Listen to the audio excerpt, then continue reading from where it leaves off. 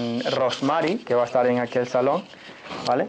Entonces, Steffi, si quieres ir a la casa con Rosemary, y bueno, tenemos una que está dormida en batalla, pero bueno, si se despierta también está disponible, ¿vale? Así que, muy bien, hermanos, vamos a orar y a encomendar este tiempo al Señor. Padre, gracias te damos por tu misericordia, por tu gran bondad. Señor, te damos gracias porque sabemos que es por tu misericordia que podemos estar acá. El día de hoy vamos a hablar acerca de tu palabra y, Señor, yo quizás soy el menos indicado para poder hablar acerca de lo que dice tu palabra hoy día. Tú conoces nuestro corazón y sabes cuáles son las cosas con las que luchamos, las cosas con las que cada día, Señor, tenemos que batallar para poder agradarte. Y quiero darte gracias, Señor, porque en esa misericordia tuya tú nos das poder para vencer la tentación. Porque en esa misericordia tuya tú cubres todas las faltas, Señor, que nosotros cometemos delante de ti.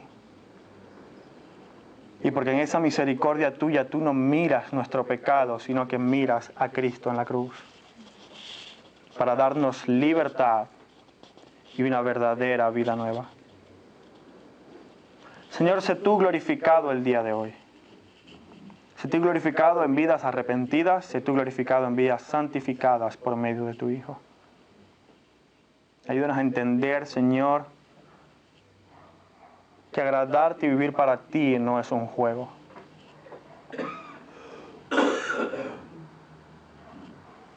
Que vivir para ti, Señor, es algo serio. Encomendamos este tiempo en tu nombre. Y te entregamos, Señor, a ti este tiempo para que seas tú glorificado por medio de tu palabra. En el nombre de Jesús. Amén. Cuando somos niños, una de las cosas que aprendemos a muy temprana edad es que no tenemos que jugar con fuego. Cuando los niños están en casa o en la cocina, siempre los padres tienen que estar atentos para que los niños no se quemen.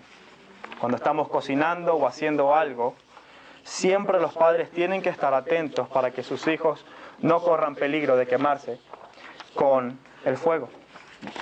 Y la verdad es que el fuego, hermanos, es uno de los elementos a los que más le sacamos provecho nosotros en la creación. Es uno de los elementos más fuertes y poderosos que tenemos en la creación. El fuego lo usamos para cocinar los alimentos que comemos. El fuego lo utilizamos para darnos calor cuando tenemos frío. El fuego lo utilizamos incluso para poder derretir metales o incluso el vidrio que vamos a usar luego para futuros utensilios. El fuego incluso sirve para producir ladrillo, cosas que usamos para construir casas, hogares, edificios, incluso para hervir el agua y desinfectarla. Al fuego le sacamos muchísimo provecho. Incluso cuando estamos en oscuridad, sirve para darnos luz. De modo que el fuego es algo maravilloso, pero también algo con lo que tenemos que tener cuidado. Ese mismo fuego que nos sirve para alimentar nuestros cuerpos puede causar quemaduras grandes en nuestro organismo. Ese mismo fuego que nos da calor en medio de un bosque es suficientemente poderoso para quemarlo por completo. Ese mismo fuego que usamos para construir casas las puede reducir a cenizas, como hemos visto muchas veces. De modo que el fuego, creado por Dios para nuestra bendición, también puede ser objeto utilizado para nuestra perdición. Y en este mismo sentido, la sexualidad, hermanos, es como el fuego. Creado por Dios para nuestra bendición, controlado dentro de unos límites sanos y seguros, puede ser de gran bendición para nuestras vidas. Pero al igual que el fuego en las manos de un pirómano, la sexualidad descontrolada, lo único que va a producir es un incendio voraz. El día de hoy vamos a hablar acerca de un tema que es bastante sensible. Un tema que lamentablemente en muchas iglesias, muy pocas veces, para no decir nunca, se habla tan abiertamente. Y yo les confieso, hermanos, que fue difícil para mí preparar este sermón, porque quiero ser muy cuidadoso en la manera en cómo hablo acerca de este tema. Pero nuestro estudio acerca de la carta de Colosenses nos ha traído a este punto. Y no podemos esquivarlo. Con más razón, porque la palabra de Dios habla acerca de este tema. Tenemos que ser diligentes en estudiarlo, aprovechar lo que dice la palabra y accionar según lo que Dios nos ordena. Proverbios 6, 27, 29 dice lo siguiente: ¿tomará el hombre fuego en su seno sin que sus vestidos ardan? ¿Andará el hombre sobre brasas sin que sus pies se quemen? Así es el que se llega a la mujer de su prójimo. No quedará impune ninguno el que lo hace. De modo, hermanos, que la Biblia nos habla muchísimo acerca de la sexualidad.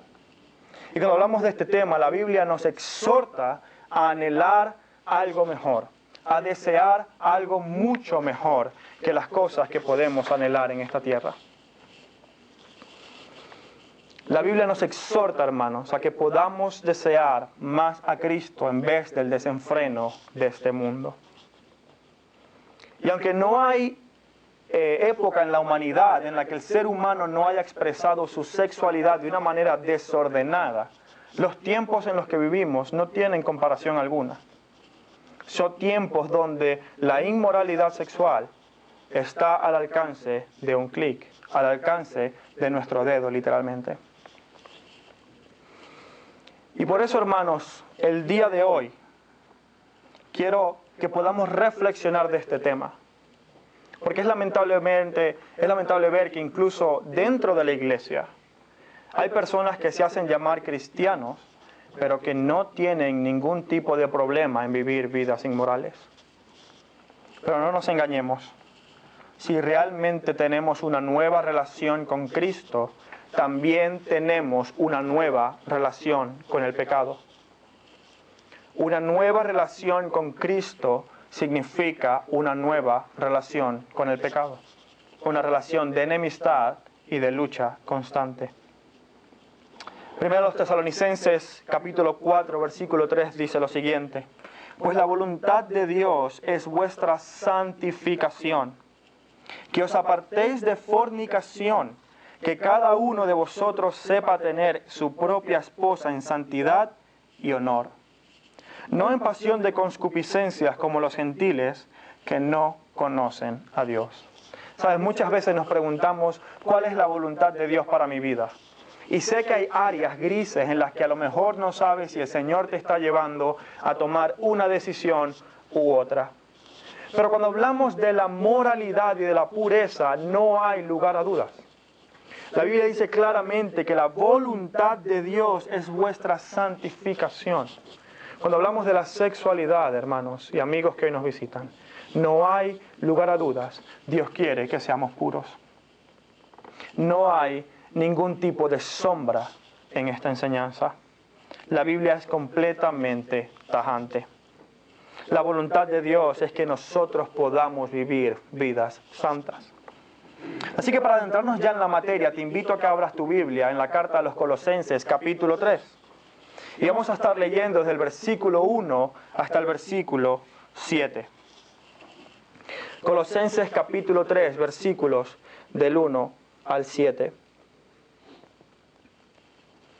Yo tengo la versión nueva Reina Valera. Si tú tienes alguna otra versión, vas a notar que hay algunas palabras que cambian, pero el mensaje es exactamente el mismo. Colosenses capítulo 3, versículos del 1 al 7. Dice lo siguiente: si pues habéis resucitado con Cristo, buscad las cosas de arriba, donde está Cristo sentado a la diestra de Dios. Poned la mira en las cosas de arriba, no en las cosas de la tierra. Porque habéis muerto y vuestra vida está escondida con Cristo en Dios.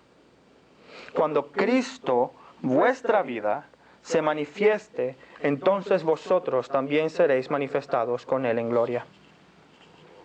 Haced morir pues lo terrenal en vosotros: fornicación, impureza, pasiones desordenadas, malos deseos y avaricia, que es idolatría.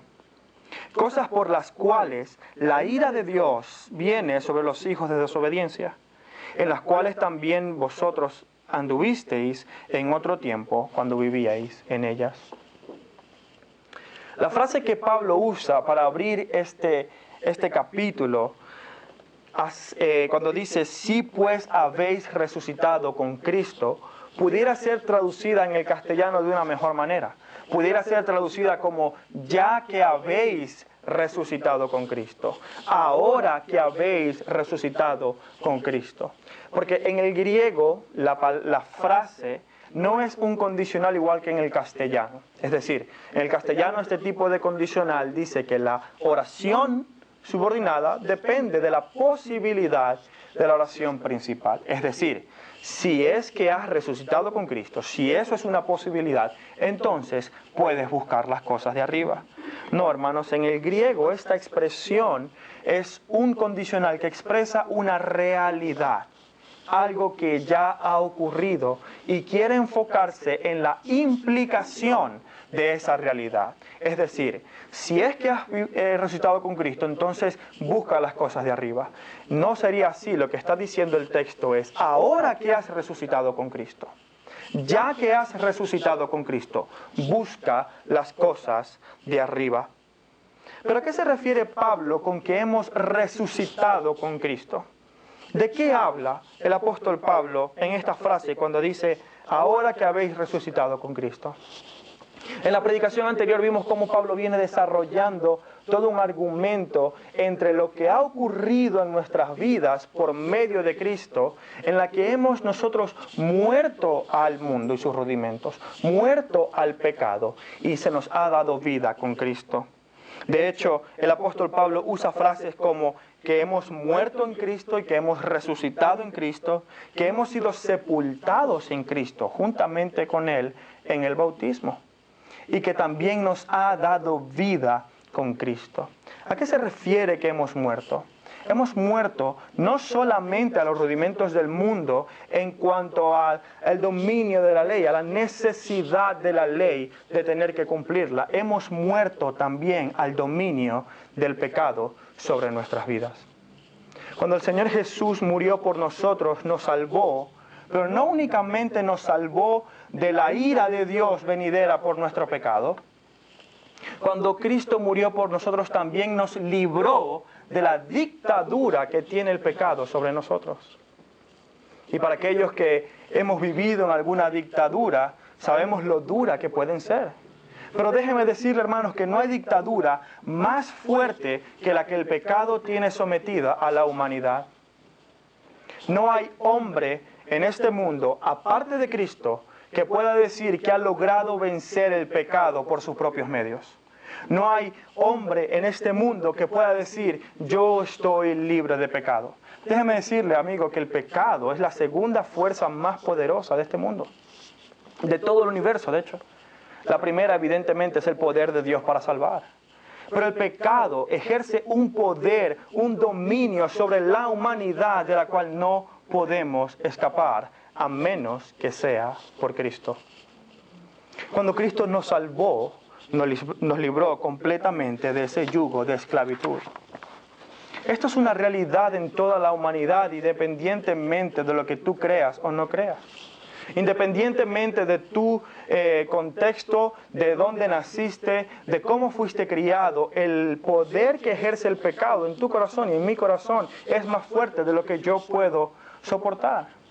Por eso es que la Biblia nos describe como esclavos del pecado.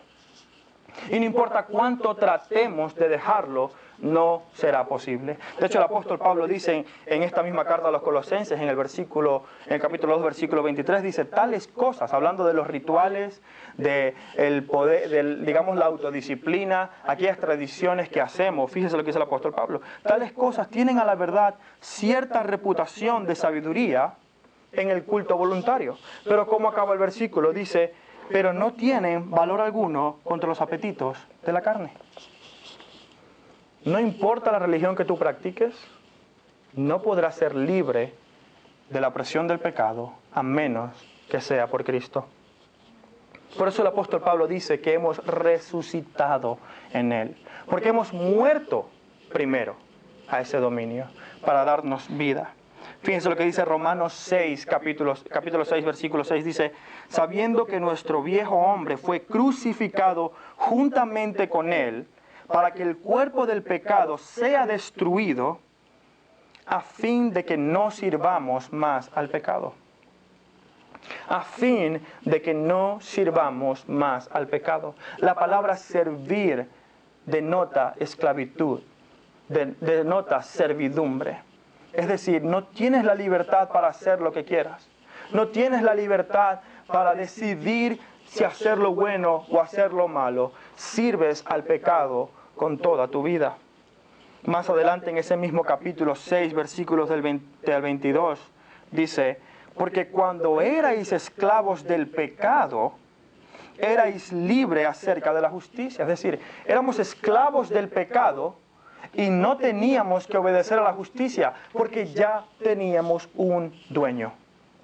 Ya teníamos un Señor, un amo y Señor de nuestra vida, que era el pecado. Pero fíjese lo que dice el apóstol Pablo en el siguiente versículo. Pero ¿qué frutos teníais en aquellas cosas de las cuales ahora os avergonzáis? Porque el fin de ellas es muerte. Mas ahora que habéis sido libertados del pecado y hechos siervos de Dios, tenéis por vuestro fruto la santificación y como fin la vida eterna. Cuando Pablo habla de que hemos resucitado con Cristo aquí en Colosenses, habla de que hemos muerto con Cristo al dominio del pecado en nuestras vidas. Ya no somos más su esclavo, ahora podemos ser libres para servir a Dios. Cristo nos ha salvado no para que andemos de la misma manera que andábamos antes de conocerle. Cuando Cristo nos salvó de la consecuencia última del pecado, que era la muerte y separación de Dios, pero también comenzó una obra nueva en nuestra vida, que era recrear nuevamente la imagen de Dios en nosotros. Eso es lo que llamamos la santificación. La santificación es el proceso que Dios comienza en tu vida para crear nuevamente su imagen. Imagen que fue manchada cuando pecamos en el Edén. Imagen que fue hecha borrosa cuando pecamos en el Edén. Cristo comienza ahora a recrear su imagen en ti. Y a la luz de esta verdad, a la luz del principio que Pablo nos está diciendo, Cristo ha muerto y tú has muerto con Él, y Él ahora ha resucitado y tú tienes una vida nueva en Cristo, Él nos hace la siguiente exhortación en el versículo 5. Colosenses 3:5 dice, haced morir pues lo terrenal en vosotros: fornicación, impureza, pasiones desordenadas, malos deseos, avaricia, que es idolatría. En pocas palabras, lo que el apóstol Pablo está diciendo, ahora que ya tenéis vida en Cristo, lo que implica que habéis muerto al pecado, matad aquello que ya está moribundo. Matad aquello que ya está cao, que ya está completamente fuera de combate por la obra de Cristo. Pablo está haciendo una implicación lógica. Si morimos con Cristo, viviremos con Cristo. Si somos sepultados en Cristo, ya somos libres del pecado y tenemos un nuevo Señor. La expresión en el versículo 5 que dice, haced morir pues lo terrenal en vosotros, es un imperativo, es un mandamiento que Pablo nos está dando, que la Biblia nos está dando. Aquí no hay opciones. Aquí no hay opciones para decir, yo soy un cristiano carnal. Esa expresión es muy común en Latinoamérica. Yo soy un cristiano, pero bueno, de vez en cuando tengo mis cosas. Hermanos, aquí no hay lugar a titubeos. Si tenéis vida nueva en Cristo, si habéis muerto al pecado, haced morir lo terrenal en vosotros. Ahora, ¿qué significa hacer morir? Evidentemente no nos está llamando al suicidio. No es esto algo literal, sino algo figurativo. La expresión hacer morir en el griego significa quitar el poder, dejar sin fuerzas, inhabilitar, quitar aquello que permite a eso operar en nuestras vidas. Y Pablo lo que nos está diciendo es, mira a tu cuerpo como inoperante para el pecado. Considera a tu cuerpo como muerto al pecado, como que ya no tiene capacidad de operar para el pecado. Tus miembros ya no están al servicio del pecado. Pero al mismo tiempo nos está diciendo, activamente, quítale ese poder al pecado en tu vida. Ahora, esto es algo que no podemos hacer por nosotros. Fíjense que Pablo está diciendo, cualquier cosa que tú hagas no tiene ningún tipo de ayuda, no tiene utilidad contra los apetitos de tu carne. Lo que tú hagas por tus propios medios no te puede santificar. Pero fíjense la progresión. Pero si has muerto en Cristo y tienes libertad en Cristo, la lucha ya está ganada. Ahora simplemente haz morir aquello que ya está muerto. Lo dice el versículo 6 de Romanos 6, porque nuestro viejo hombre ha sido crucificado, es decir, completamente asesinado por lo que Cristo hizo en la cruz. Es un llamado que Pablo nos está haciendo a no satisfacer los deseos de la carne, como dice Gálatas 5:16. Andad en el Espíritu y no satisfagáis los deseos de la carne. Tenemos la libertad para no tener que satisfacer aquellas cosas que mi carne desea hacer. Romanos 8:13 dice lo siguiente, porque si viviereis conforme a la carne, moriréis. Mas si por el Espíritu mortificáis las obras de la carne, viviréis. Pablo está diciendo que tenemos que mortificar aquello que ya ha muerto, aquello a lo que ya hemos muerto en Cristo Jesús. De modo que la experiencia cristiana, la vida cristiana, está llena de vida por una parte, de vida del gozo que tenemos en Cristo, de la plenitud que encontramos en el Señor Jesucristo, de esa alegría inagotable, de esa satisfacción que tenemos en Dios. Pero al mismo tiempo está llena de muerte. Está llena de una lucha a muerte en contra del pecado. Por eso el título de este sermón es Una vida llena de muerte. Y parecerá a película, pero es el único título que pude encontrar para describir lo que Cristo hace en nosotros. Tenemos una vida en Dios que es una muerte al pecado. Tenemos una vida en Dios que es una muerte al pecado. Ahora, ¿a qué se refiere Pablo con estas conductas? Fíjense lo que dice. Haced morir pues lo terrenal. Y la palabra usada literalmente significa tierra como planeta. Aquello que es temporal, aquello que no es eterno, aquello que no es para siempre. ¿Y qué es lo que describe? Fornicación, impurezas, pasiones desordenadas, malos deseos y avaricia. Vamos a empezar con la primera palabra, fornicación. Generalmente pensamos que la palabra fornicación se refiere única y exclusivamente a tener relaciones sexuales fuera del matrimonio. Y en el sentido más explícito de la palabra, sí es cierto. Pero si vemos la raíz, de la palabra en griego es porneia, de donde sacamos la misma palabra en castellano, pornografía. En griego las dos palabras tienen la misma raíz. Ahora, la pornografía es exactamente lo mismo que cometer un acto inmoral.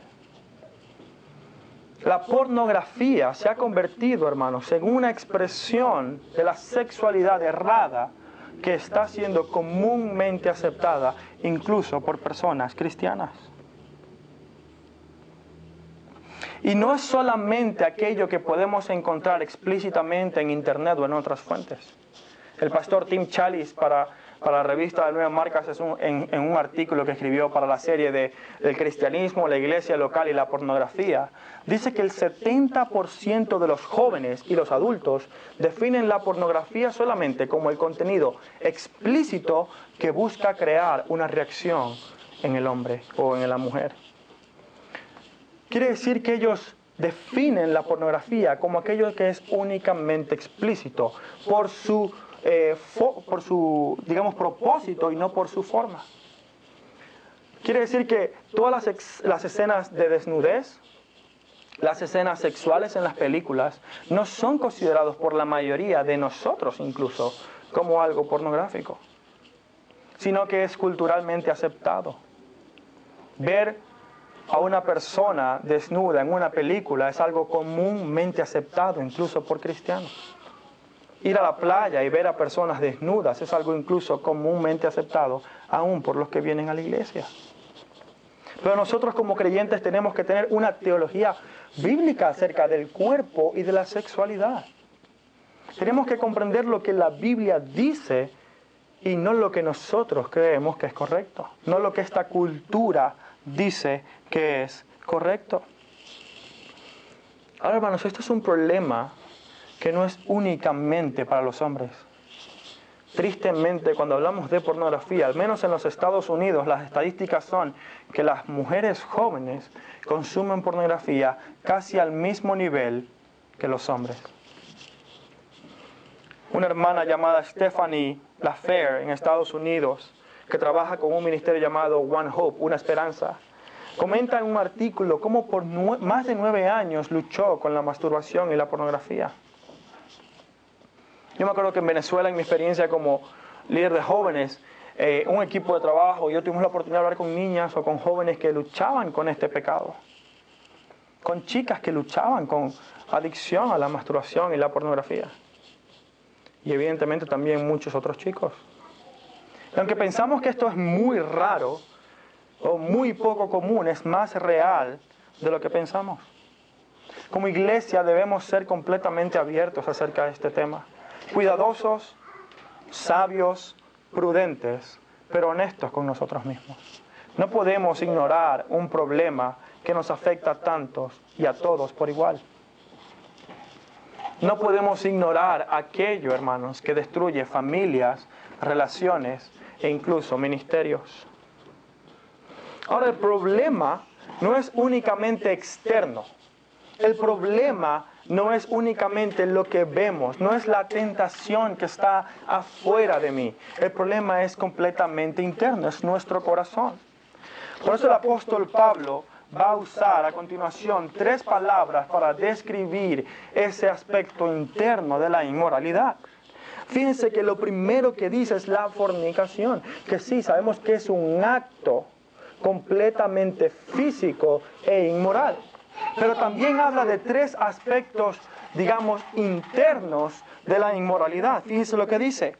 Fornicación en primer lugar, impureza, pasiones desordenadas, malos deseos y avaricia, que es idolatría.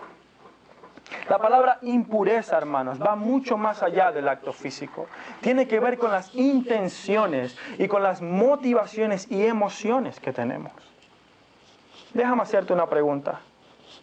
Cuando ves a una persona, ¿qué pensamientos tienes acerca de esa persona? ¿Con qué intención te acercas a esa persona? Y esto es muy importante que lo entendamos.